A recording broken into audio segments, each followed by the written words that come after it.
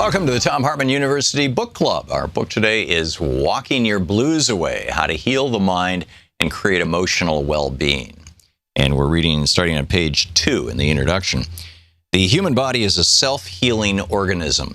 When you cut your finger, it heals. If you break your leg, it heals. Even if part of you is cut out in surgery, the surgeon's wound heals. We heal from bacterial and viral invasions, from injuries, from all variety of traumas. The mechanisms of healing are built into us. 5 million years of evolution or the grace of God or both have made our bodies automatic healing machines. So why wouldn't the same be true of our minds and our emotions?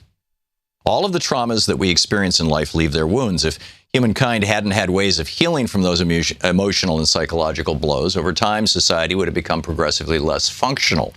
Instead, history shows us that people usually recover from even the most severe psychological wounds, often learning great lessons or gaining important insights in the recovery process.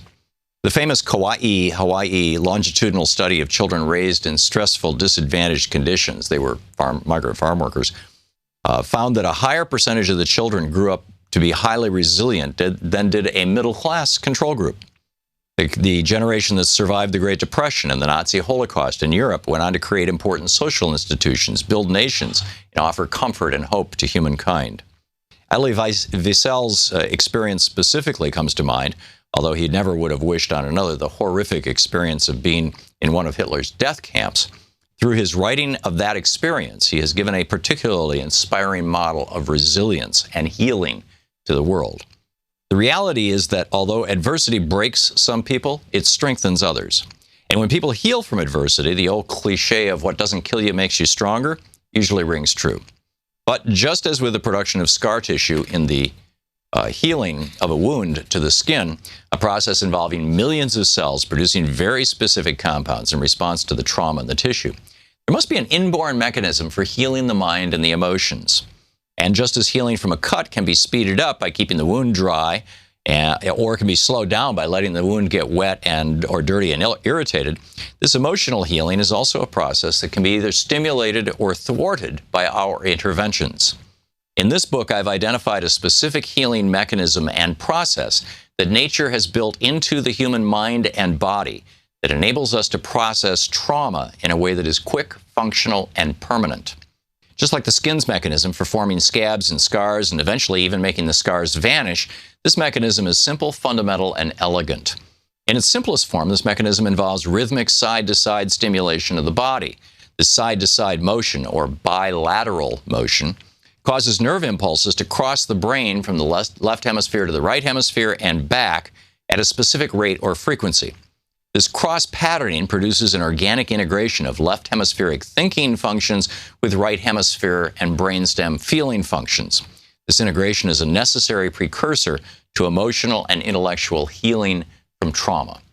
This steady movement of nerve impulses across the hemispheres of the brain is stimulated by the bilateral movement processes of a variety of modern forms of psychotherapy, such as eye movement desensitization and reprocessing, also known as EMDR, emotional freedom technique, and thought field therapy. In its purest form, however, I've discovered that the natural and rhythmic left-right process of walking while performing a simple mental exercise can also stimulate the same internal integration process.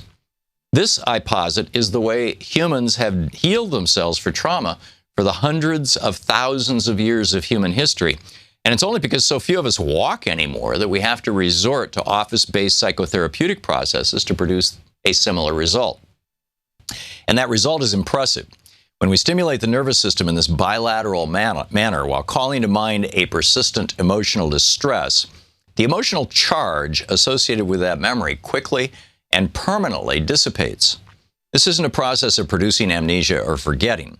Instead, it's a way of reframing the past, a way of re-understanding or putting into context what has been so unnerving to us.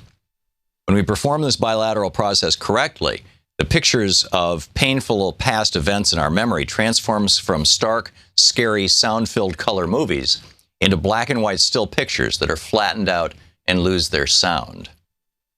The internal dialogue we have about the events, the tagline that we tell ourselves, and actually hear in our own heads and in our own voices, changes. usually from something like, that was a painful experience that still scares me, or I was victimized in that relationship, to a more productive synopsis, such as, yes, that happened to me, but it's well in the past now, and I've learned some good lessons from the experience. I can now let go of it.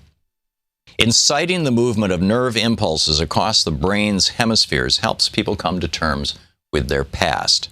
They stop being frightened by their imagined futures and feel comfortable and empowered in the present.